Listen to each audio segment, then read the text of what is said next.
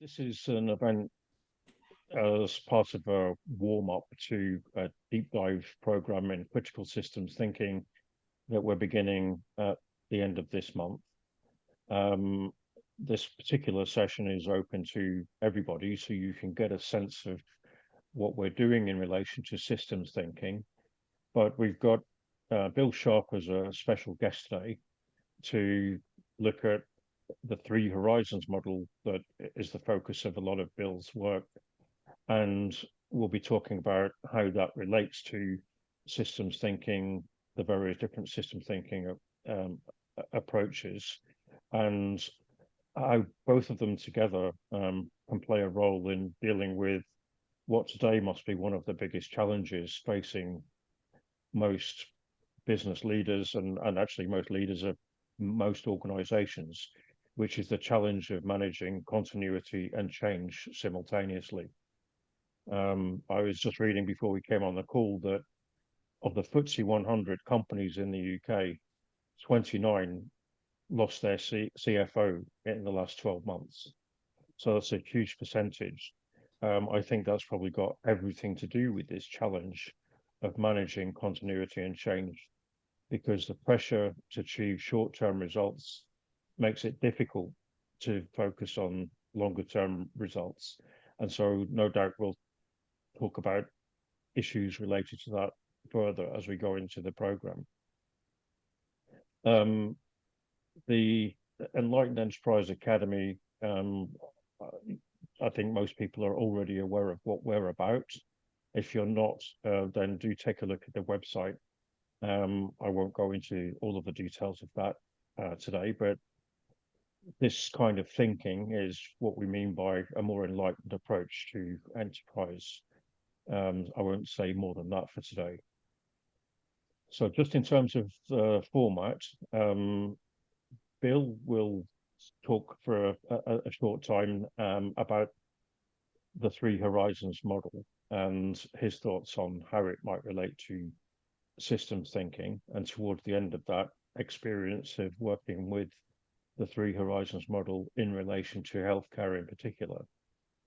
And that will be a lead into then a conversation between Bill and Andy Wilkins. Andy, you may have seen on our previous programs, especially in related to critical systems thinking, has been doing a lot of work in relation to the future of healthcare. So we'll look at the insights more specifically in relation to healthcare in order to try to illustrate and make the insights more real and relevant. Um, After that conversation, so that would take us for about an hour altogether. Then we'll go into a Q&A, and you'll have your chance to be able to put questions to Bill and Andy. We're going to do the questions and answer session this time by asking you to raise your hand if you want to ask a question, and you should be able to see the functionality to be able to do that within your screen. Um, so do just be thinking about questions as we go through the program. Maybe jot your questions down so that you're ready to ask them. As always, if you can try to make sure the questions are short, it gives us more time to get more questions in. And if you can make sure that they are questions rather than statements, that would be helpful as well. When you do ask a question, as I said just a second ago, you will be on the screen and you will be being recorded. So just bear that in mind as well, if you would. We will obviously edit, but it'd be better if we don't need to edit the conversation today. So I think, let me just check and see. Okay, so we've got quite a number of people on the call now. That means that I will get started. So I'm going to begin by asking Bill a few questions. And the first question, well, sorry, let me just very briefly introduce Bill. So Bill wrote the book on the Three Horizons concept, framework, I think is the way you describe it.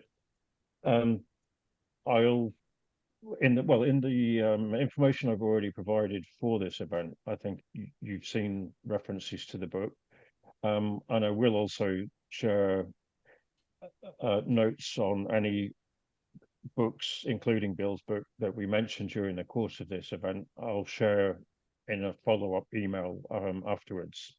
So you don't need to worry too much about taking notes about various different books. But Bill has been working with the Three Horizons concept in relation to futures thinking in a whole range of different industries and sectors, public and private. And I think I'm right in saying it's been the focus of Bill's work for 30 years or so. So in the conversation we're going to have, we'll explore some of the journey that Bill's been on and the insights that he can share with us in the application of the model and how the model has evolved over time. And that's really going to be now the kind of substance of the first question. So, Bill, can you maybe just explain how you came to focusing on the Three Horizons framework in the first place, and maybe describe some of the milestones during the development of it and its application? And in doing that, can you kind of briefly just explain to us what the framework is and what you think the benefits of it are? Thanks, Paul. Yes, how do I come to be doing this? My main career was in the computer industry, and I was always on the research and innovation end of that. And I worked in a government lab, worked in the government directorate of a program right back in the 80s when AI was last a thing, and I was working on that. And then I joined the corporate labs of Hewlett Packard when they set them up in Bristol.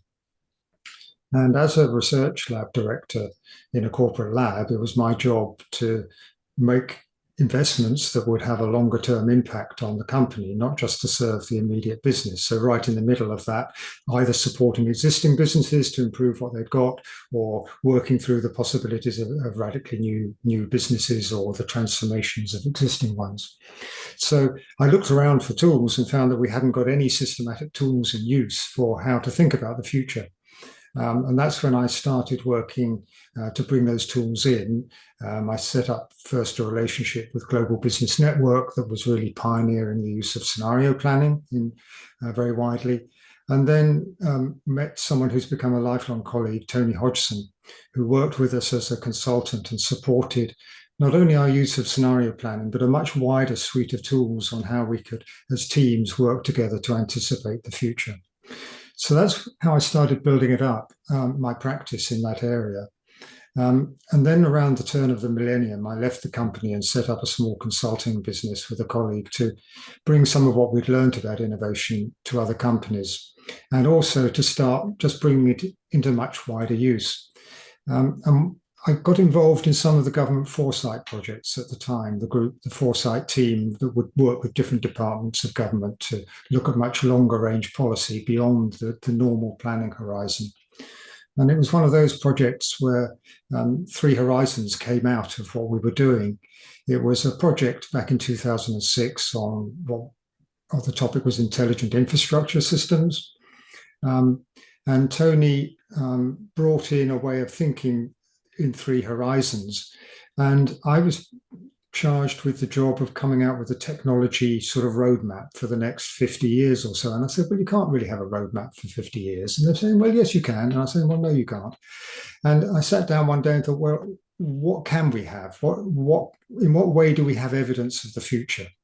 And I realized as a researcher that one way of looking at the future very clearly is looking for evidence in what people simply say they're going to do. So when Elon Musk says he has a vision of making humans a multiplanetary species, whether or not I think that's a good idea, that's a certain sort of evidence.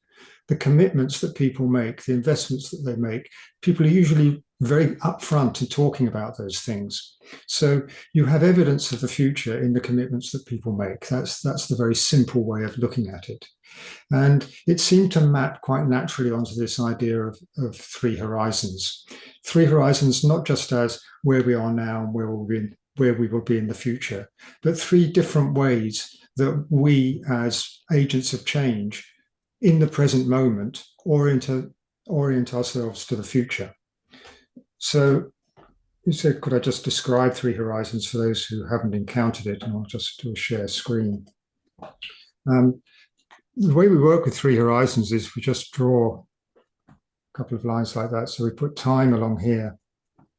And the vertical axis is where we think about what's the dominant system, or I prefer the word pattern, the dominant pattern of activity at any one time. And the first horizon is that business as usual, the pattern that's repeating itself every day, what we get up and expect to keep working, whether the lights come on, the trains run, our salary gets paid. It's a pattern in the sense that we are all involved in reproducing it from day to day. So that's what gives it a systemic character. And if we're using three horizons, it's because in some sense, we're seeing that that pattern is going to erode over time. And that could be because at the top level, if we look up here, there are maybe some pressures coming down on it. It's no longer fully fit to the future. Or perhaps there's some arena of opportunity opening up that means we're going to do some fundamentally new things. So that's the first horizon. And the third horizon is that pattern which will come into being over time, some combination of the things we plan to do, put people on Mars, and the things that we don't expect, but which will turn up. So that's the third horizon. And then between the two is the arena of change and transformation, when things are starting to give way from the first horizon, but the third horizon hasn't yet fully revealed itself, hasn't yet fully come into place. Things are very much in contention, and some things will be captured by the first horizon or will simply die out. If you've done any innovation, or you in venture capital, most innovations don't succeed, but then eventually a few of them will catch on, and we'll find ourselves making the transition out of this very unstable phase into the third horizon. So that's H2. And you can see that each an orientation to the future in the present moment. So the three qualities of the future in the present. And it turns out that each of them reflects a very distinct mode of awareness and consciousness that we use. So when we're in the first horizon, it's the feeling of being responsible. And we often talk about that as being the managerial outlook. We expect other people to keep the patterns going, or we're responsible for them. It's a notion of a shared pattern of responsibility. The third horizon is that one of the visionary outlook, holding in our imagination a story of the future, and then doing things to progressively instantiate it and reveal it. So the very nature of a vision is that it doesn't fully exist yet. It's a coming into being, and it's an orientation. It's having a dream of the future. And the second horizon is this domain between the two, quite literally, of being entrepreneurial. And that's when we step into that space and take some sort of risk to bring it about. So that's the simple three horizon model. And we used it on that project, and it was quite helpful. And then my colleague, Tony Hodgson and Graham Lester of IFF, took it and started using it for a project they'd got in Scotland, working with the Curriculum for Excellence in schools, and found that it was a very powerful way of getting people to have conversations about change in the future, and put a kit into many schools. I think it went into all the schools in Scotland, certainly at least half of them. And as I saw it catching on, I realized that we'd got something quite unusual here, a way of working with the future that was much simpler than scenario planning and some of the other approaches that people could adopt very, very quickly. And when I inquired around some of the people beginning to work with it, I found it had three properties. First, it just helped people make sense of complexity, gave them a better way of mapping what the situation they were in and seeing either maintaining the existing or seeing the future. and that within that they could see their own role more clearly. So first they could see the world in a more pattern-oriented way. Secondly, then they could see what responsibility or role they were taking, either preserving the present or championing the future. And then thirdly, that when you saw these three roles as three sort of voices that were always in play in any situation, once you made that visible, people could have better conversations. I like to put it, they could disagree more intelligently. So I decided that I would try and promote this much more widely as a way of enabling people to have the conversations they needed to have about the future in a better way than they were having now, and make it a new focal technique in the field of futures. So that was a deliberate choice, which I've then pursued with my colleagues in IFF and H3 Uni for quite a long time. Okay, and just to say, the IFF is International Futures Forum, for those that don't already know. Okay. So I was just going to ask you then, have you actually used the model yourself in the development and the further, applications of the model, how you expect it to evolve in the future? Yes, I have. And in using the Three Horizons model, I like to talk about three sort of stages as you travel across. First, you have to envision the future. You have to have some vision, and the vision I'm pursuing is that we develop a shared human consciousness, or a shared future consciousness, a capacity to work together with an awareness of the future potential of the present moment. So that's the vision that I'm holding. But then you have to actually do something that other people can buy into. So I wrote the book, and you have to enroll people into that future that you're trying to create. They have to join you on that journey. And for people to join you on something, you have to stop changing it. You have to stabilize something. So what I set out to do was create an online library of resources that we've done with both IFF and H3 Uni, create a training course, and start to establish it as a framework and a set of techniques that people can be trained in, can learn to use, and can spread. So I've got the vision. We're on the path of the second horizon, bringing in more and more resources, spreading it until I hope it will just become a totally pervasive, taken for granted approach. Actually, the way you describe it like that sounds like a kind of pragmatic, practical theory of change almost. Yes, I have a particular dislike of the phrase theory of change. It's like having a theory of art or anything else creative. I prefer to use the term stories of change, which of course is similar to scenario planning. A theory suggests that we can have it all tied up, and it's much better to have stories. Stories give us imaginative ways to hold the future. Which brings me to the next question, really, because you had a background interest in scenario planning before you started working on this, as I understand it, and then you've related it to future studies. Can you maybe elaborate a bit more on how the model relates to both of them? And is it that they're all about change, whilst the Three Horizons model is about both continuity and change, and how you manage both of those things simultaneously? Is that what differentiates the Three Horizons model from scenario planning and future studies? Put it in a slightly different way, although all the futures studies have to deal with that aspect of how do we engage with the existing patterns, and how do we engage with the ones that we want to bring into existence. So let me draw again a very simple way of looking at this. Like everything in management, it's a 2x2. If you're thinking about the future, you have to be thinking about the fact that it's uncertain or unknown. If I just walk into a room and say, what's the main quality of the future? People say, well, we don't know what it is. We've got to deal with uncertainty. But as you were just saying, we then also have to deal with what sort of agency have we got with respect to the future, or imagine that we've got. And the different approaches to futures broadly fit into this framework. So if we think that the future is going to be more or less like it was today, And today is more or less like it was yesterday. If, in other words, we've got a model that's adequate, we can actually model, we can have a theory, then we're in the world of plans and forecasts.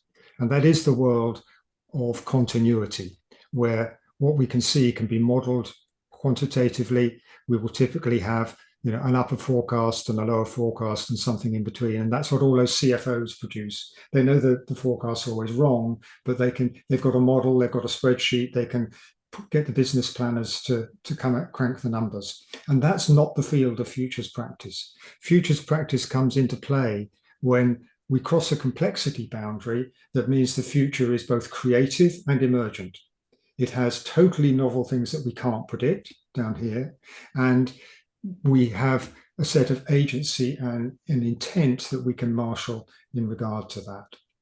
And there are really two ways you can go. The mainstream practice has been either around scenarios, which I'm sure, as you say, all familiar with, or roadmaps.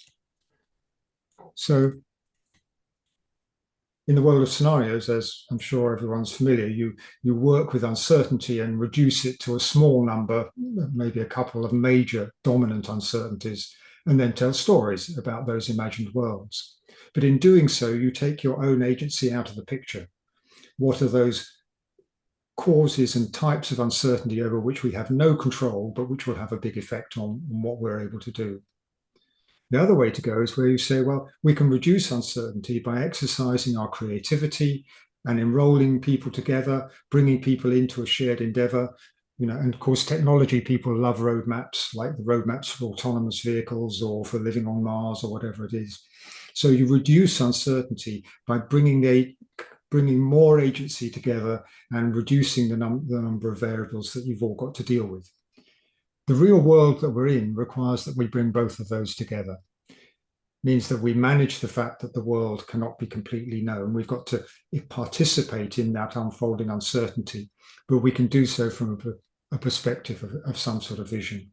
And we've taken to calling that sector pathways, or also calling them adaptive pathways. So the emphasis is on managing emergence by the way that you participate in the forces at play, and increasing your agency by bringing players together within the new ecosystems that you're trying to create.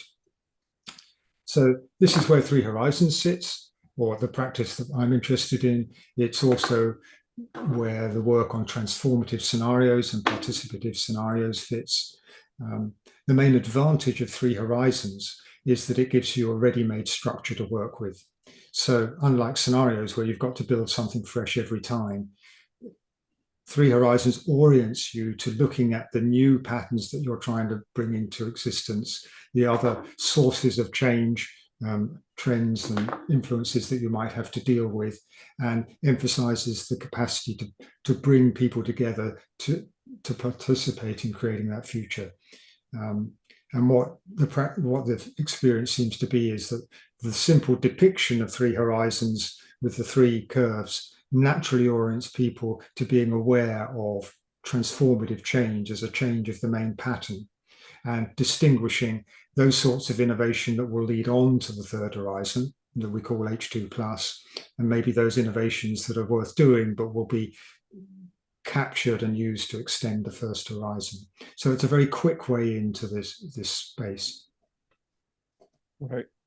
I was going to say that, so in my next question, really, I don't see that much evidence that either systems thinking, either futurists or scenario planners really have embraced systems thinking as much as they might have done. Maybe they kind of do implicitly, but not really explicitly.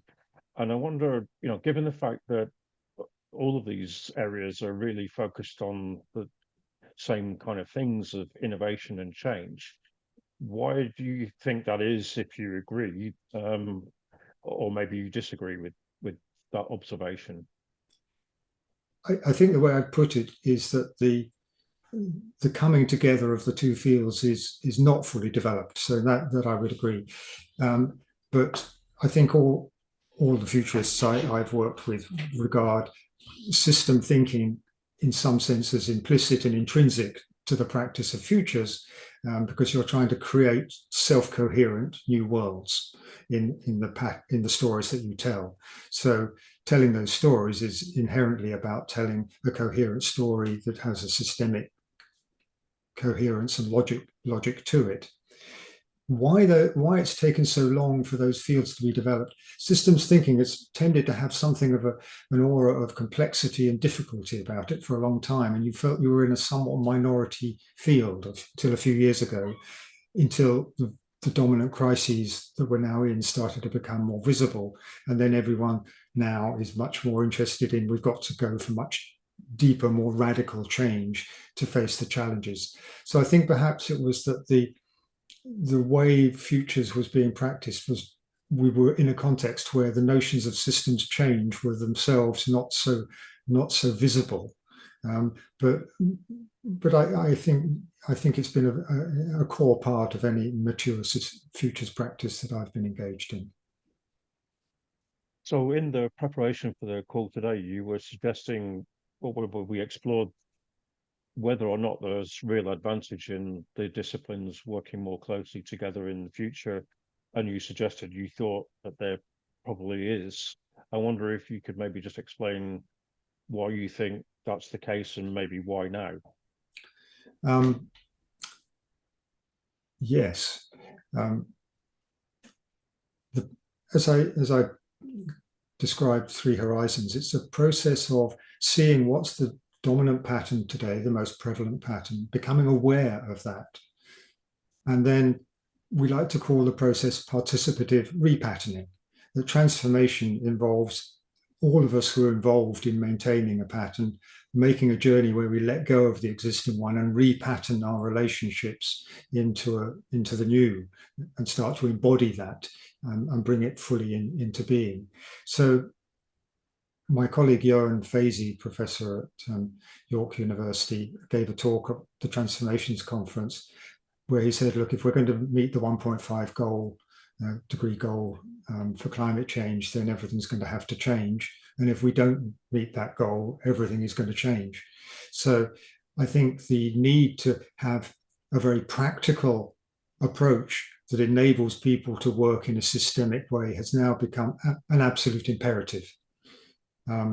And as with Three Horizons, that it's very simple, my emphasis on bringing these fields together is to find ways of helping people work with systems and patterns of life that are very easy and natural and direct for people to get into, and somewhat demystify what can come over as a rather complex and difficult way of thinking.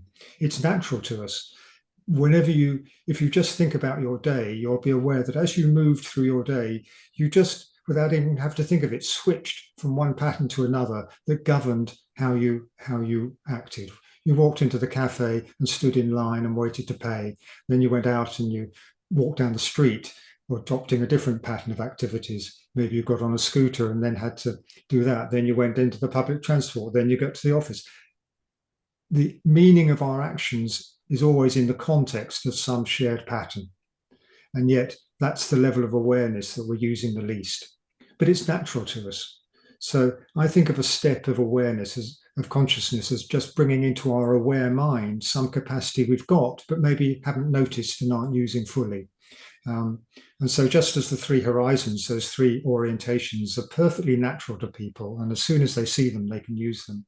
I think this pattern awareness is so natural to us. We're swimming in it. We're like fish in the water. We just need to bring it into our aware mind, and then we will all collectively have a much more powerful capacity for change. So I think it's an absolute necessity that we awaken that shared ability.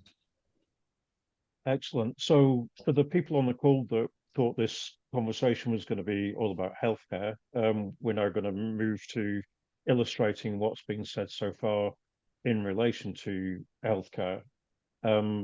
Bill's got some experience, and I'll share afterwards the case study documents related to the use of Three Horizons in relation to healthcare projects. But maybe, Bill, you could just explain a little bit about that to illustrate, and then that'll be a segue into the conversation with Andy afterwards. Yes.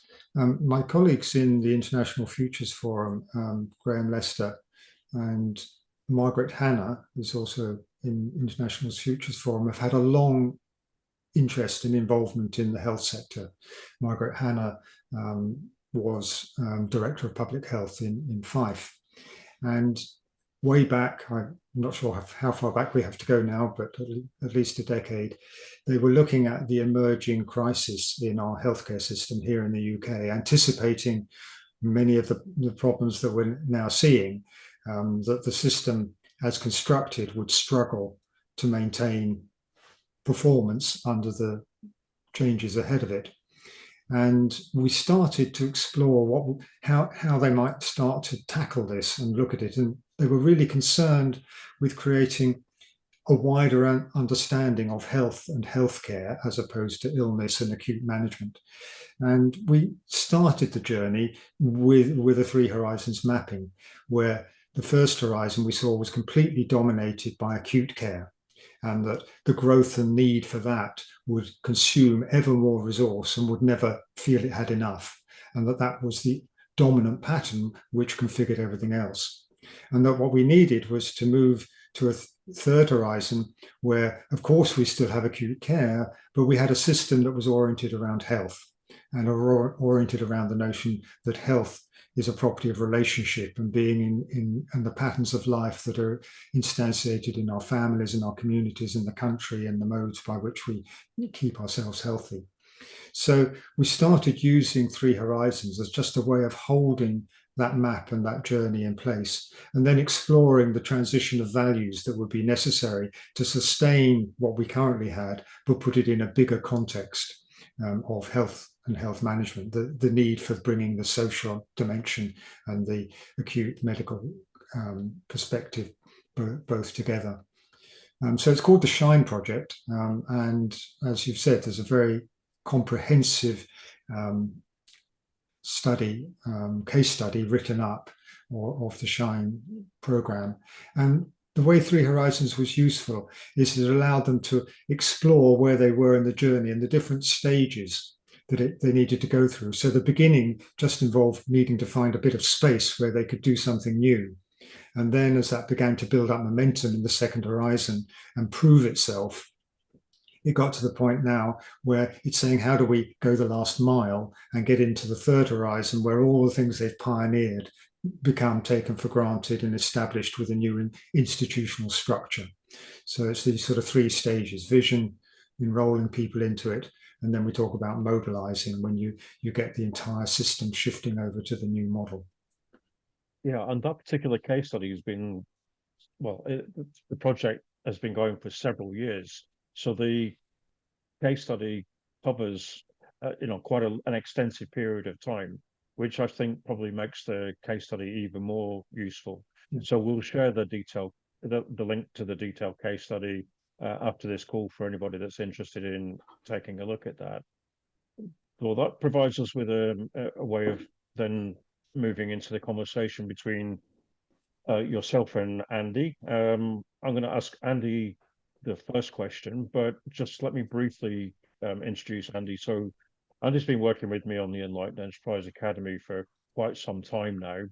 But in addition to that, Andy's been working on a research for several years now, looking at the way in which new technologies, not just digital, but including digital, are likely to impact the future of healthcare.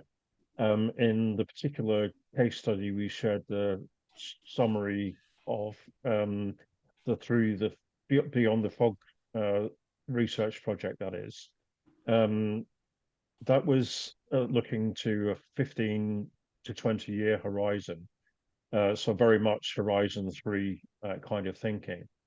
But in the process of researching that, Andy's seen firsthand from lots of interviews with lots of people just how stuck in Horizon 1 many people within the whole system really are. But I'll let Andy explain more about that. So Andy, can you just talk a little bit more about that particular research project your findings, and really your thinking about what Bill's just been saying about the Three Horizons model. And I understand you also used it, referred to it explicitly in your work as well. So maybe you could just explain how you did that, how you incorporated it. Yes, thank you very much, Paul. And it's absolute honor to be here with you, Bill, because your work has inspired mine. So it's great to be having this discussion. Yes, Paul, I have been working for some time on this question of what is the third horizon for healthcare. And it's a really important area to look at. I've been looking at, I suppose what led me to here was my interest in what do we mean by value. The word value is often being co-opted by organizations and institutions to mean monetary value. But of course, there's the other side of the equation. What value are we providing or contributing to people and to the world? And how do we understand that and use that understanding to shine a lens back on what we're doing to help us do what we're doing better? So throughout my career, I've started at product and then service and then whole organizational value. And obviously that raises questions about how we organize our organizations. And then as we go into healthcare, we're looking at whole ecosystems. And this is where this is a particularly complex area. Health is massive. Worldwide, people would say it's an $8 trillion market, the biggest area or market in the world. And it obviously includes all people. In the UK, there are probably around 3 million people working in health and social care. So it's a substantial part of the UK economy, and it includes multiple industries. The UK's currently spending about £160 billion a year on the healthcare service. And underlying inflation costs, as an older population with more diseases and more things to prescribe, have been running on average around 4%, 4 to 5%. And we just roll the clock forward 10 to 15 years, and we're going to possibly double the cost of our healthcare system, not just in the UK, but across Europe. And that is likely to bankrupt most Western governments or make insurance unaffordable in places like America for large numbers of people. So we're on a burning platform. This question of the future of health isn't just keeping Horizon 1 on the road and propping it up. And it is so important because, as Bill rightly mentions, it's not just an industry. It actually relates to human life. It's the quality of life for individuals, families, communities. It's the realization of people's potential. We're talking about birth and life and death and the potential for flourishing or deep suffering. So you can't get more real and more important than this. And one of the ways that I've been thinking about this health, the future of health, because it's so easy to fall into the trap of thinking about is it the future of hospitals, is it the future of primary care, is it the future of diabetes? Yes, it's all of those things, but it's something more. Health is best thought of as the sort of unfolding story of one's life.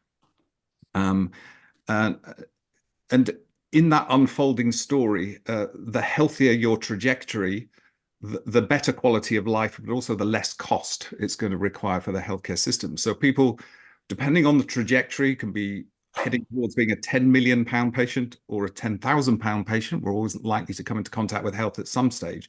So ultimately, health is about how do we support and nudge and assist people on healthy journeys of life that can lead them to a better quality of health and a less demand on a healthcare system, which is a flow through time rather than a transactional event-based way of thinking about this. Now, healthcare systems tend to, as Bill rightly pointed out, be oriented towards sickness. So our National Health Service is probably better retitled a National Sickness Service. And most of the funding is in that acute areas. But what there is an opportunity in terms of addressing people's health outcomes over the longer term. An opportunity, which I'll talk about in a minute, is to introduce the possibility for earlier detection. At the moment, most of our healthcare system waits till people topple into quite a severe acute stage, and then they're managed, supported through their acute sickness. So the earlier we can get to detect things, the better possibility of intervening before people get chronically ill. And of course, the ultimate is really helping people to stay well in the first place through healthier choices and behaviors. Also thinking about the healthier contexts that make health possible. and as Bill rightly says, the better relationships with self, others, and the world that make possible a healthier, more meaningful life. So health is, by definition, a very complex area. But it's also, by virtue of the way that it's been designed over time, a very siloed, mechanistic kind of institutional structure. There are silos inside silos inside silos. If you go into a hospital, there's an ologist for every organ of your body, but no one that looks after you as a holistic entity. And the output of that type of structure is that as we get older people who are more sick, they end up feeling a bit like a pinball bouncing around inside a system where every expert is looking at a part, but there's no collective interworking to care about you as an individual. So this notion of wholeness, systemic wholeness, is really, really important from in terms of what health is to what a future health system can look like. Now, Paul, you mentioned we could sort of shift the deck chairs around on the existing system, and that there would be some great importance and value in doing that. But we're also, especially in health, standing at the dawn of the greatest changes in science, technology, and medicine in human history. There's a massive acceleration of new capabilities coming through. So when we're thinking about Horizon 3, it's also a case of, to borrow another metaphor, skating to where the puck is going to be, as well as dealing with what we've got in front of us. So what we've got coming down the track is huge advances in gene therapies, advanced diagnostics that enable us to spot things earlier than we've ever done. We're going to have exponential amounts of data pouring out of new wearables and devices. We've got AI coming along. So how do we think about a third horizon that's can address the holistic nature of health, but also take advantage of these new emerging capabilities? So we can think about a third horizon that's designing for that future, rather than designing it in today's understanding and then finding ourselves overwhelmed by all the new AI and capabilities coming along. So this is the project that you mentioned, Health Beyond the Fog, funded by the Royal Free. And it was, as Bill mentioned, cultivated out of a sense that most strategy is done from within an existing silo, using its Horizon 1 model, projecting that forward to squeeze a little bit more juice out of it. So most strategy tends to be 1 to 2 years in health. Lucky if you get 3 to 4, because you're into election life cycles there. So this piece of work that was commissioned was really look 10 to 15 years. Can we roll forward all the mega trends? Imagine they've all landed at scale. What could health and healthcare look like the other side of this, the sort of Horizon 3, Health Beyond the Fog? And through this imagination of how we could orchestrate, if you like, the collective action of a bunch of silos into a more joined up healthcare system that's oriented to supporting individuals, communities, and holistically, what could that look like if we had all the data that we needed? We could detect things that we can't do now. We could see these unfolding patterns and address them. What could that look like? And then working back, as Bill said, what would need to be true for that to happen? So almost like backcasting back to what would Horizon 2 need to look like in order to make Horizon 3 possible? And then working back, what would, given where we are now in Horizon 1, how do we move forward in ways that orient us towards that enabling Horizon 2 that makes possible Horizon 3? So this Health Beyond the Fog was really an attempt to capture that as a provocation to policymakers, healthcare system leaders, industry. And I've been really fortunate and excited to find out that it has indeed had quite a significant impact. And since that time, I've been involved in a number of projects to sort of flesh those elements out and provide some kind of provocation more generally and widely across the system to do this futures consciousness thinking, to open people's minds up to the possibilities of the future, rather than to have the conversations trapped in the Horizon 1 framework and mindset, which, as you rightly pointed out, is so much the case. So that's my start of a 10. Right. I'm going to ask Bill to respond to that in a second. Before I do, just a reminder, have your questions ready so that when we do move to Q&A, you can raise your hand and we'll then invite you to ask the questions. And just a reminder that if you do ask a question, you will be on the video and the recording as well. Bill, can I just ask you to reflect on what Andy's just said. I know you had a chance to read the summary of the report that Andy was referring to as well, but how that relates to the case study, the Shine case study. And I wonder if you could also just mention H2 plus and H2 minus in relation to what Andy's just said as well. I think that's probably relevant. I'll do my best. Thank you. Well, first to say, I really enjoyed reading Andy's report. Just an immense amount of interesting material there on this coming radical, really new set of opportunities for how we integrate the approach. And that's one of the things that came up in Shine was a shift which I think you're describing to a person-centered approach, in the sense of you look at the whole person and all their needs effectively, in a way, instead of this siloed your whole set of conditions. That was also key in the Shine project, but there was a slightly different orientation, not in any sense in competition with what you're describing. I just loved your phrase of the unfolding story of one's life. And in Three Horizons, down at the bottom left, where we're starting the vision, we often say, is there anywhere we can go for inspiration? Are there any pockets of the future in the present? The phrase of William Gibson, the future's already here, just unevenly distributed.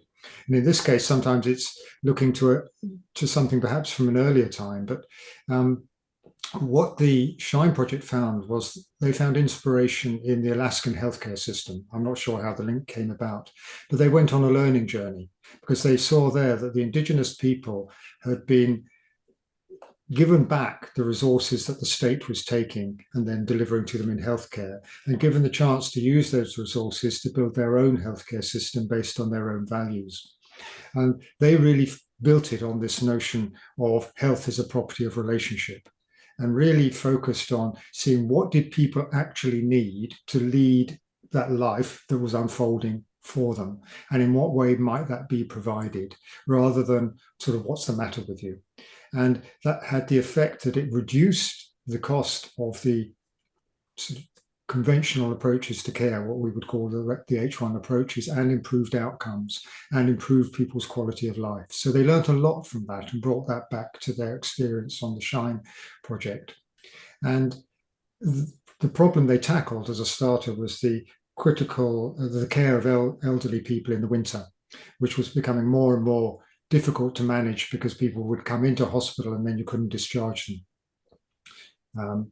And they started by looking and talking to these people and saying, not what's the matter with you, but what matters to you. What is it you actually need to maintain your life in a good way? And it might be something quite as simple as I'd just like to be able to go to the shops on a Thursday morning, but I can't do that anymore.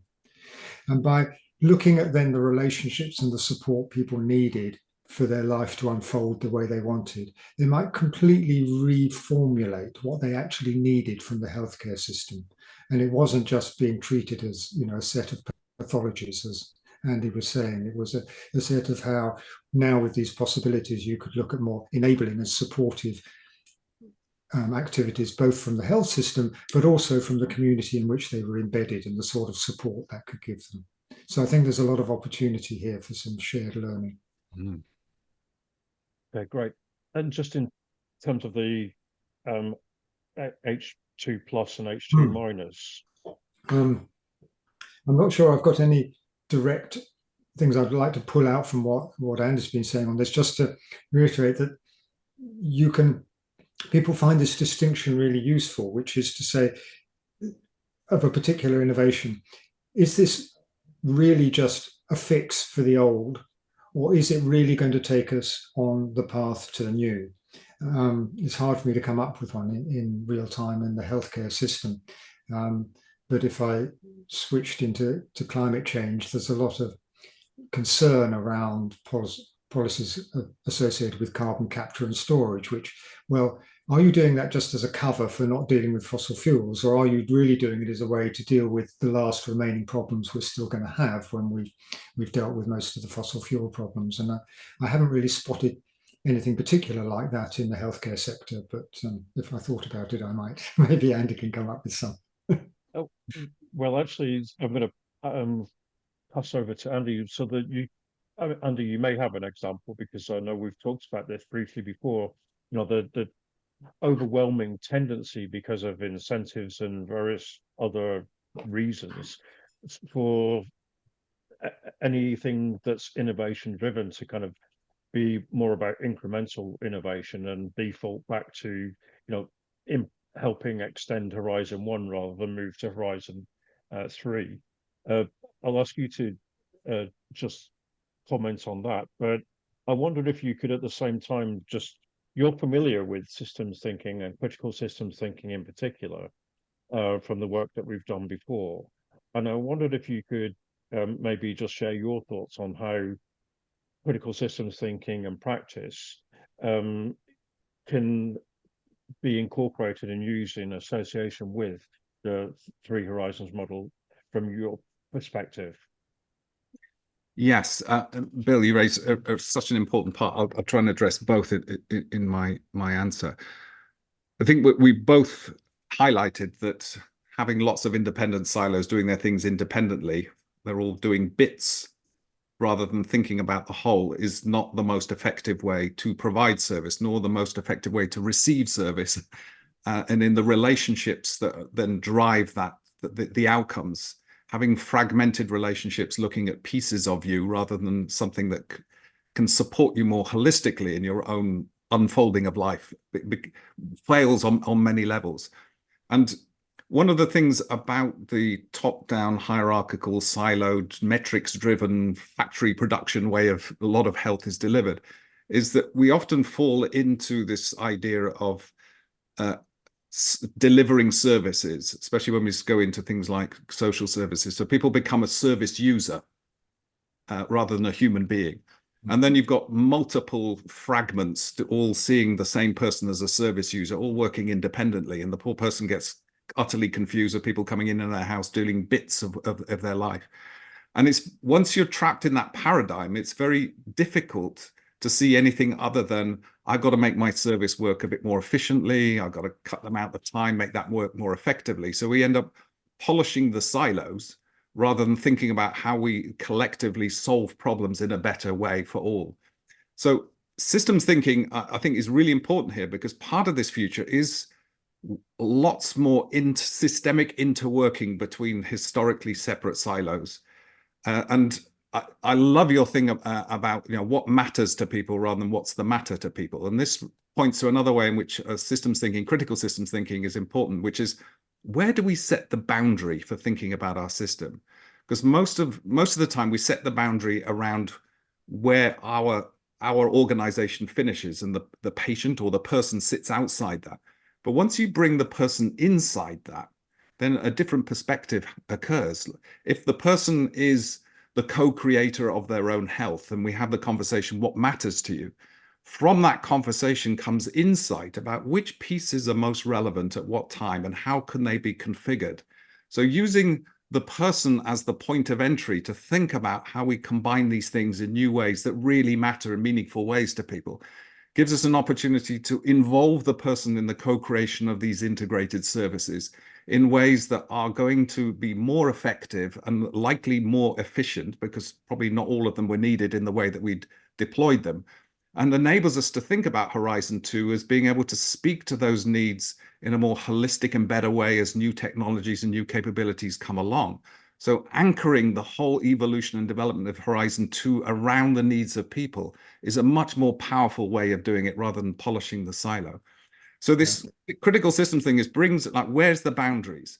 But when we think about systems thinking, we can often think about inputs and outputs and how do we optimize systems. And of course, that's really, really important. But we're also facing human challenges here, which are things like inequalities. Some people are less able than others to deal with the kind of support we can provide. Some are in disadvantaged contexts, which make it more difficult. So how do we deal with the inequalities aspect of it? Is a dimension of systems thinking that requires a different systems thinking approach than the traditional, say, systems dynamics or cybernetics based approach. We've got the perspectives of future generations. You've got the perspective of the environment. You've got certainly the need to think about wholes and parts and how do we optimize for the whole using the relationship with parts. And also there is the question of limited resources. So how do these services also become viable over this longer term? So we need to think about this as well. So critical systems thinking is, I think, quite valuable because it provides a multitude of systems thinking perspectives to address these different dimensions of complexity. And it is complex. We can't avoid this, but there is within Three Horizons, I think, critical systems thinking, a range of really powerful frameworks to help us get a much better grip on this particular challenge. Okay, great. And so, Bill, maybe you want to just reflect on what Andy's just been saying and share your views on the same question, really, about how you see the fit between critical systems thinking and practice, and the use of the Three Horizons model maybe going forward. And just in the preparation call, I was suggesting that, to me, the thing that's interesting about the Three Horizons model is the fact that it's, as you found, fairly easy for people to understand and start to adopt. Therefore, it's quite practical. And in a way of bringing together the various different systems thinking disciplines that have evolved over time, I know Mike Jackson's been arguing that pragmatism might be one way in which it's possible to help them to have more collective impact, if you like. I'm just thinking that, you know, the practical and the pragmatic combined is perhaps where things should go, with critical systems thinking and the Three Horizons model working together wherever they can. As you know, I haven't had the experience you've had with critical systems thinking, so I'm sort of coming in just hearing more about that. But if I can just first change metaphor on Three Horizons, another way I often describe it is it's just sort of 3 lines on a piece of paper, just in the way that the musical stave is just 5 lines on a piece of paper. But once you've got those, then you can invent all sorts of music and share that music amongst the community. So it creates the possibility of all sorts of music being created and shared that it was very hard to do before. And in the same way, I think Three Horizons is that very spare, minimal structure within which you can then pragmatically choose different approaches to exploring the patterns of life that you're dealing with. And life is infinite. There are infinite qualities of nature, as David Bohm said. So there's never going to be one right way to come into a situation and enable people to work with it to make it better. So Three Horizons is just very permissive in that sense. It provides a meeting point for any different approach to be deployed, but with this sort of underlying structure that just helps you keep track of where you are in your process of change. So I think that's its main contribution. Is that it isn't any particular theoretical approach to systems. It merely orients us to looking at change in a more systemic and pattern-oriented way. Looking at it pragmatically and looking at it in a very simple sort of story of change way. Okay, and I'm just keeping an eye on time. I want to move to Q&A quite quickly. Can I just ask you, Bill, before we do that, if you could give us an indication of what you've found maybe have been the challenges, if there have been, of adopting the approach, and how might those challenges be overcome? Good question. I'm not sure. There haven't been any particular sort of big roadblocks in using it. What I've been encouraged by, I mean, 10 years ago, I thought, if we give this a push, will it get widely adopted? Will, in fact, people find that they use it? And I now find it popping up everywhere. I go to a conference or a meeting and somebody I don't know says, oh, you're Bill Sharpe. Oh, I'm using Three Horizons. We're finding it really useful. That happened to me with Andy Wilkins. So a tick in the box that this is now a real contribution into the field of futures. I positioned it as a disruptive entrance, something that would compete with people having nothing. I'm not trying to displace practices that work for people, but it's so simple that it's getting established as a ground from which we can build things. So what I'm really looking at now is, it's quite worrying that you can go into most organizations at most levels and find that the people who run it have none of these tools at all. So here we are rushing into an unknown and challenging future with most of the people who run things not being equipped with any of the tools. So I hold in mind the model of how do we get 100 million people able to convene a better meeting about the future and change, and that would be 1 in 100 of a population, world population of 1 billion. That does seem quite a big challenge at the moment, how to bring resource together to do that. And that's right where I am now, how the challenge I'm facing is how to scale up and scale out this endeavor of creating a cultural shift in our future consciousness. And what I haven't proven out is the idea that everybody is a unique practitioner, because everyone tells a unique story in the third horizon about what it means to be human, and that we can establish this as a sort of cultural shift. That's the next challenge. Yeah, great. Can I add to that? Because I think this is really important what Bill said, this notion about people being not equipped with both the tools, but also the future consciousness. Certainly from the work I'm doing, it's not really people's fault that they don't have this. It's so many parts of the healthcare system are running so fast to keep Horizon 1 just going that they haven't got the time or the bandwidth to really think about the very complex but transformational possibilities that are coming through to help us reimagine what health and healthcare could look like in the future.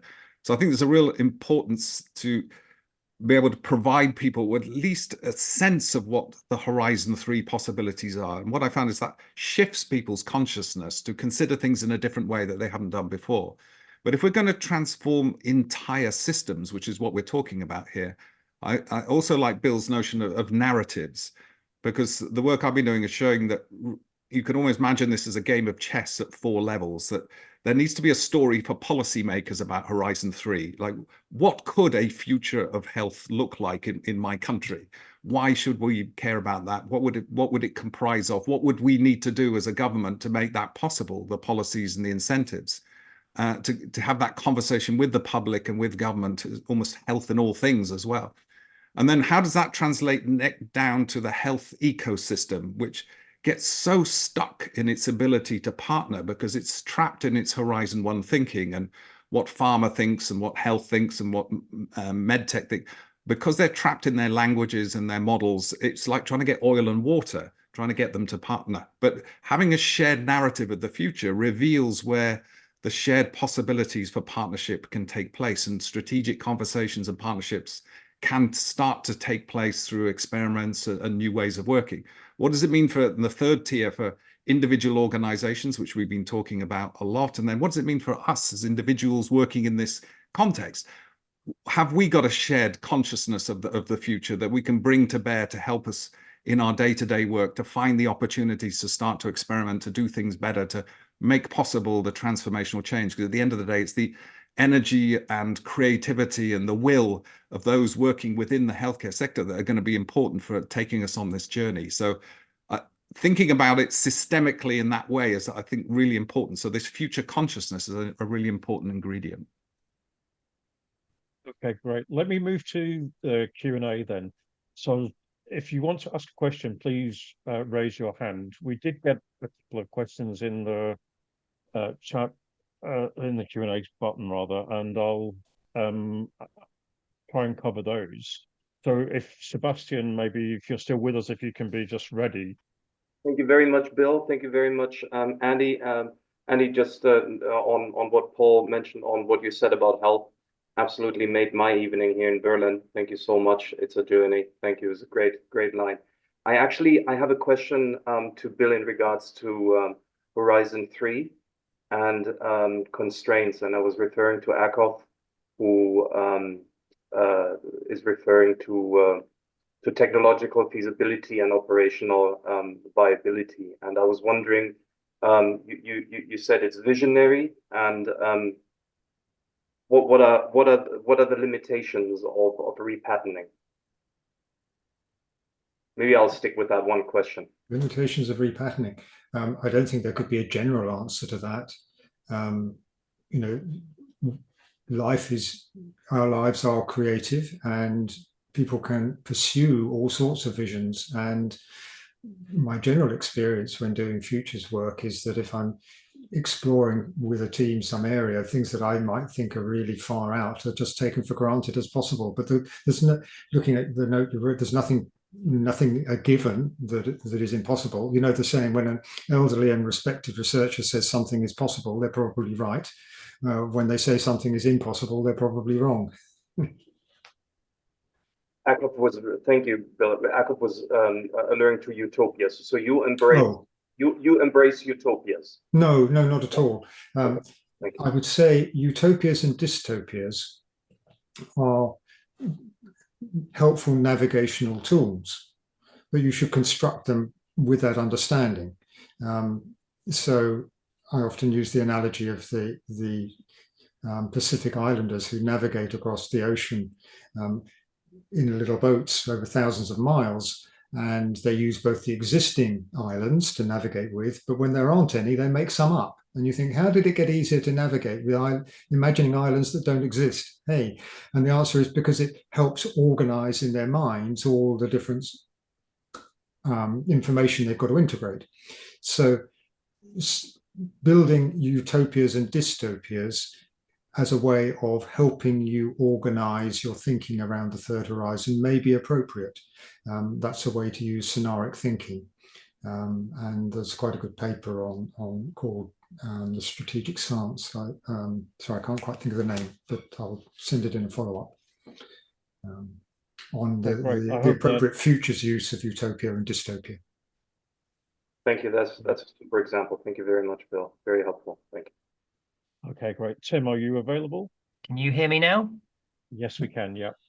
Okay, I'm going to ask a question that's a little bit different from what I posted in the chat. I was just reflecting on a few things that was being said, and I kind of noticed that even when thinking about changing the healthcare system, moving from looking at different parts of people, that most of what was said was talking about like thinking of a whole person. I was thinking, in order to think about what a more efficient future system might look like, I was wondering whether we might want to think about power and ideology to some extent. And I would be curious to get your sense of, particularly Andy, to look at what your sense of like how we might do that. So thinking like in terms of the application of technology, if we take a really individualistic approach, then that kind of taps into a certain ideology of kind of capitalism, selling services and stuff. But actually thinking of a more collective community-based approach might think about kind of different ideological perspectives of what the future might look like. And obviously there's interests of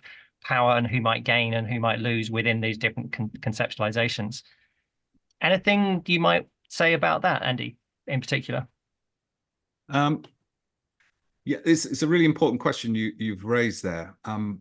Certainly health in the context of disease grows within one's body. So having more information, more data points to see what is arising, what can we do to head it off, and how might holistically support people is important. And that goes further upstream to also health behaviors and choices and things that are being made. So having a whole person view, I think, is important, but you rightly point to it's not enough. Because if you're embedded in a context that is distinctly unhealthful, that's predating on you, or you're denied the possibilities to make choices that can afford your own health, then that also is an important part of what we're thinking about as the system. In the Health of Beyond the Fog, I sort of collapse that into a sort of cells to cities, saying everything from your sort of genes to your cells, to your tissues, to your organs, to your body, to your mind, to your decisions, to your health behaviors, to your relationships, and the context in which you find yourself embedded are all contributory factors. And at the moment, those are really looked at by different silos who don't talk to each other or don't have a common understanding. In this future world, should we have the ambition to see health systemically, we could start to join those pieces together and start to see more collectively and holistically what are the feedback cycles that have impacts on wellness and sickness. And if we were going to slot the lever in and start to make some changes. Whereabouts in this landscape are we likely to have most impact for individuals and for communities? So it's a combination, I think, of both individual agency, but recognizing that's deeply embedded in a context as well. And what that context throws up is that we will probably, I make the case, we need to broaden our conception of what we mean by healthcare, not to just be people with white coats and stethoscopes, but it is education, is the food industry, it's local governments and housing, it's transport, it's work, it's loneliness. All of those things have huge impacts on health outcomes, either in poor health or flourishing. And we need to see, as some are saying, a health in all things approach. So we can consider the health impacts of other decisions made by different bodies and different sectors that contribute to the context in which health is experienced and shaped. So you're very right to bring that up, and thanks for doing that. Okay, great. We've Nick Karras has got his hand up, so we'll let Nick ask the question in a second.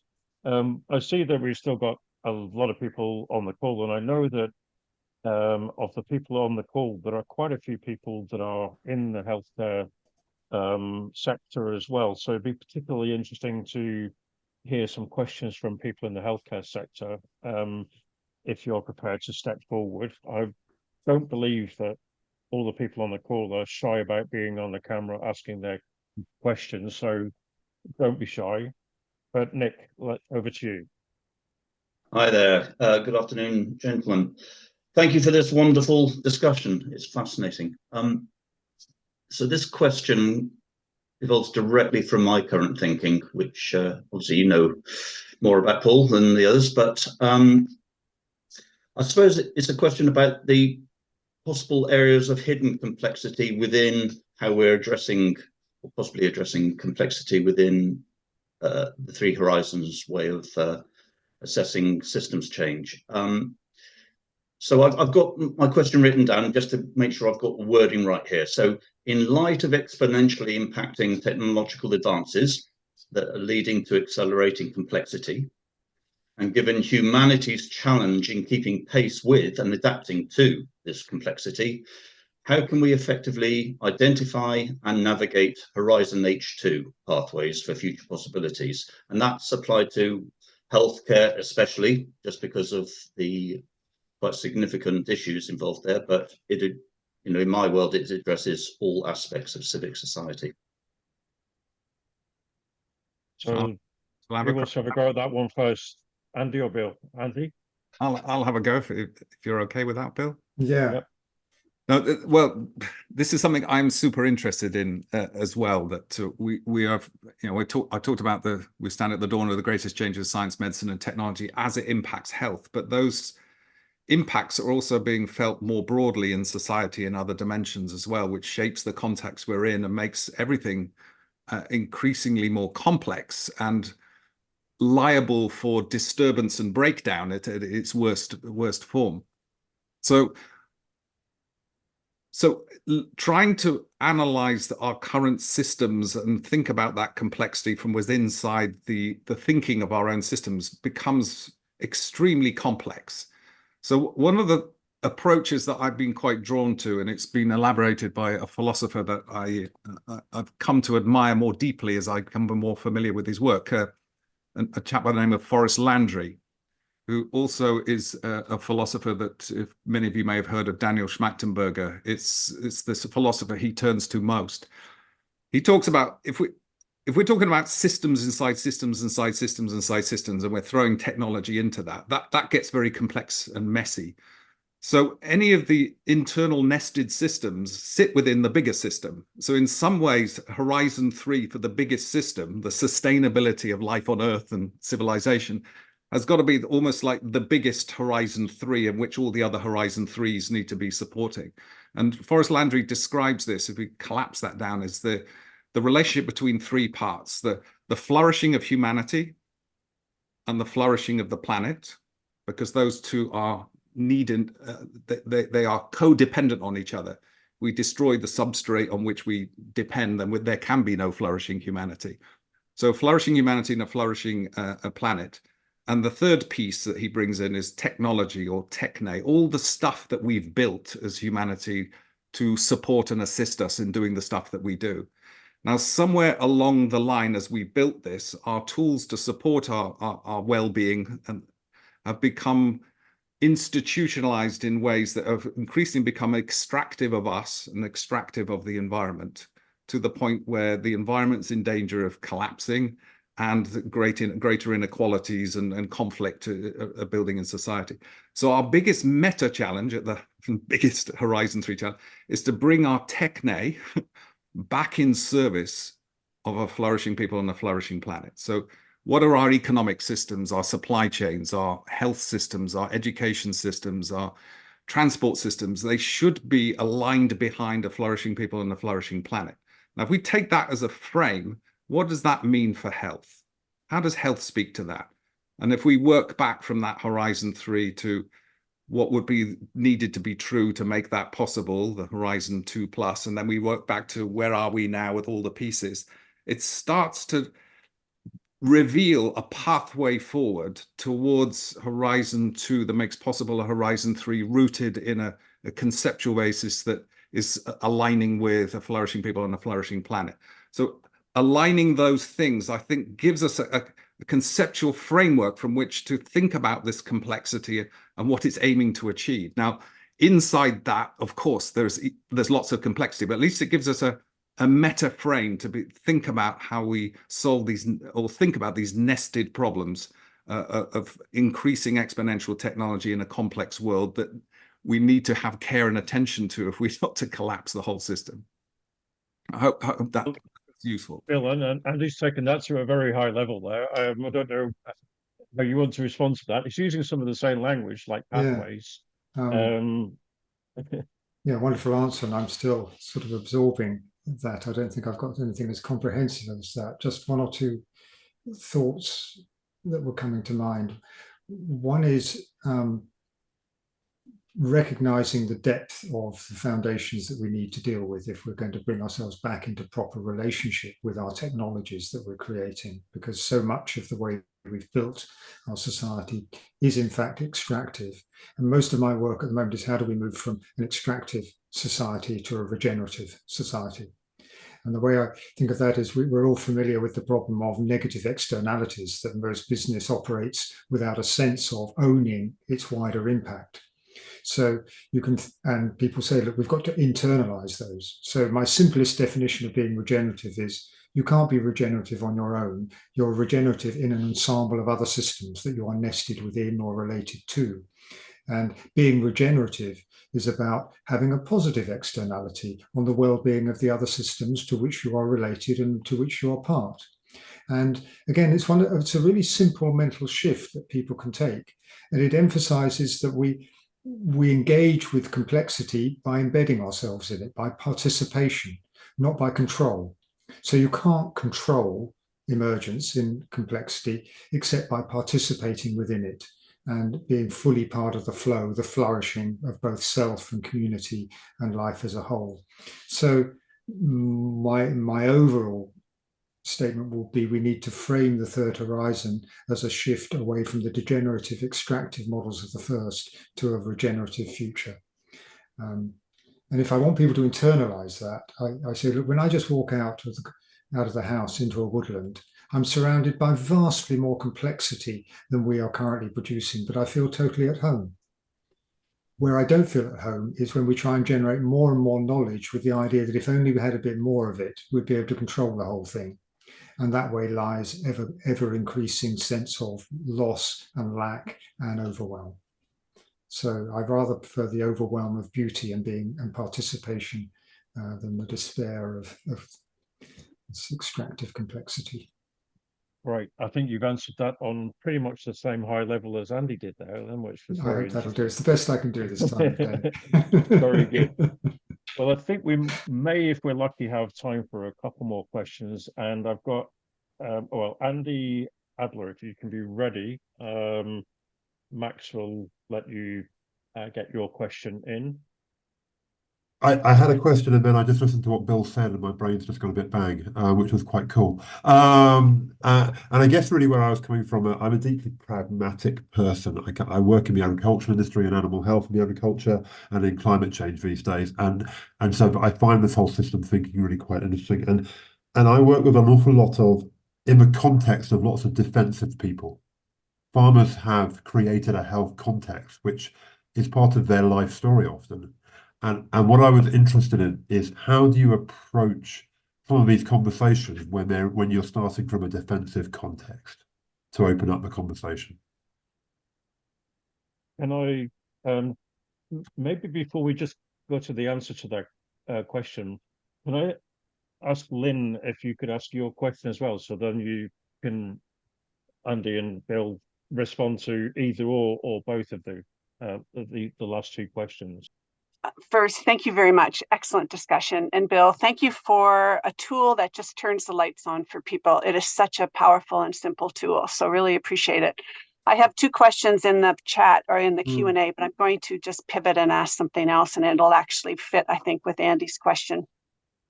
If we think of the messy H2 as kind of the zone of learning, right? Like there's the zone of trying to figure this out, then it really is also the space for collaboration and for sectors getting together. And I've learned a term, I love it, challenge-led innovation, right?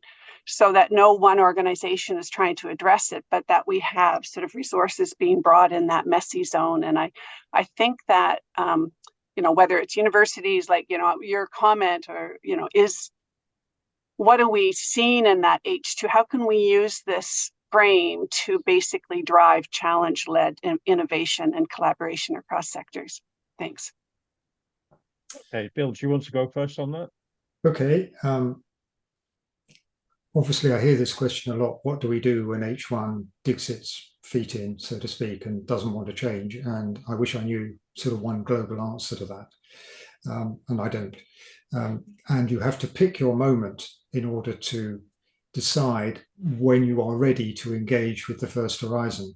Now, the strength of markets and free markets is that you're free to go off and invent something different and simply challenge the incumbents by doing something new and different and getting, the market to come with you. And then, hey ho, the old one just goes out of business. So, but in many of the areas of social concern and health in particular, we don't want to rely on market competition as the vehicle of change. We want to bring ourselves along on a journey. And if people are digging in and in denial about the need for change, then there isn't one simple answer to bringing people around to that. Just earlier today, I was on a call with a colleague who's gone back to live in Canada and in Alberta. Despite the wildfires that are burning down people's houses, there are people who are determined to keep the oil flowing, and more of it, the better. So there are two pieces around that. One is you have to recognize where people actually are and not just say you're wrong, and recognize that every human does have some way of being brought into looking at their wishes for the future. And that may be by talking about their children and their children's children, and creating a context in which it's okay for them to be exploring those things without feeling that they're going to be challenged by their own constituency. So often people are embedded in a context where it wouldn't be legitimate for them to voice a vision which challenges the status quo of which they're a part. And another technique for that is taking people on learning journeys where they get to explore, put their issue aside for a while and explore the bigger context that they're living within and see imperatives or possibilities and for hope and change, which actually connect with them. And then you don't try and make them learn the lesson. You leave it for them to see that what they're looking at has lessons for them in what they would actually like to be part of. So a lot of my work with the Leader's Quest is in this field of taking people on that journey of change. And that's a whole distinct set of skills that I've learned to value and recognize, not my main field personally. The two things that spring to mind, one more sort of practical, which is most organizations get fixated on looking at the world through the stuff that we produce or the stuff that we do, and they get sort of imprisoned in that paradigm to think about what directions we can improve it. There's almost no organization that perfectly delivers what their customer wants or their patient or their citizen want. what I found is by spending more time understanding the nature of the problem we think we're in the market of providing solutions for, reveals that there's a lot more there that we hadn't seen. And that revealing that and bringing that voice into the room awakens people that there's more to be done here than what we thought. And that may be something we could grow into, and with new technologies and capability, we could speak to that even better. Or maybe we're just part of a bigger problem, and then there's an opportunity to partner with others to address this problem more deeply and more profoundly, and through that we can be more successful. So looking more deeply into understanding the nature of the problems we're trying to solve, or we think we're there for, and exploring the boundaries of that to see what else is there. And bringing the voice of the customer into the room can often have a really powerful effect to sort of loosen fixed thinking to the stuff that we've always done. Whenever I've taken a short video of a customer into the boardroom and played it, it's usually the next week they're quoting the video. So it can be a very powerful way of just loosening people's fixity to the way they do things. But your point about cross-sector stuff, this is really, really important in health. I was really struck a couple of years ago, there was a report done by a combination of the NHS Confederation that represents British hospitals and healthcare systems, and the ABPI, the representative of the pharma industry. And they were looking at, we all know there should be more partnership. Why isn't it happening? Let's go and do some research. And what they found was that they speak different languages, they have different priorities, they have different clock speeds. So even though they could see there was a kind of logic to working, it was like trying to get oil and water to mix, they couldn't actually get a grip and get things off the ground. But by having a shared Horizon 3 vision for, in this case, health, shows where pharma and healthcare systems have got a shared story of the future. Now, if you've got that shared story of the future, now we can start to talk strategically about why partnership makes sense and do some of those Horizon 2 experiments that we can't see when we're just in Horizon 1 thinking. We get trapped in the oil and water. So Horizon 3 opens up the space for cross-sector understanding of how we can collectively come together in new ways. And I'd strongly recommend having a look at that as a means of facilitating this cross-industry conversations that get so stuck. Okay, and unfortunately now we're kind of almost up to time. I would just add to what's just been said and suggest that I think we do need to find ways of being able to create more space, space for thinking more systemically. And in that vein, we're currently exploring the idea of developing and being able to offer a concept called white space workshops. White space is a concept which has got various different meanings, but it's really about creating the space to be able to be in a different context, think in a different way, and to be able to imagine possibilities that would otherwise be unimaginable in ordinary circumstances. So you'll hear more about us about white space workshops in the future as well. Well, can I just drop something in, Elsin? Apologies for this, but I needed to do this. So I'm really excited to announce that Imperial College have found a lot of these ideas are really powerful. So they've asked me to be a program director for an executive education course, which is leading systems innovation in healthcare, which is really bringing a lot of these ideas together to bring policymakers, healthcare system leaders, industry, and other players together to say it's not just about the sexy new toys and treatments and devices that are important as they are. We need to go upstairs and now think about how we innovate our healthcare systems. How do we bring these collaborations and partnerships together around a shared view of the future? And how does the Horizon 1 and 2 conversations in our organizations and in our sectors get transformed if we can start to think about these Horizon 3 possibilities that open up new forms of systemic innovation as well as the product and service innovation? So if people are interested in that, please check out, or we'll put something in the notes for this event. Absolutely. We'll send through the details of the program that Andy's just mentioned, which is going to be a 5-day on-site program in London in June this year. And then, of course, this session was a warm-up for the people that have signed up to do the deep dive program in critical systems thinking over a 6-month period on a project-based approach, which will be related to system thinking in relation to healthcare as well. So if you haven't already had details of that, and if that's interesting to you, do let me know, drop me an email. It's not too late to sign up. The program will start properly on the 29th of this month. Details about what we're doing on the 29th will be sent out shortly.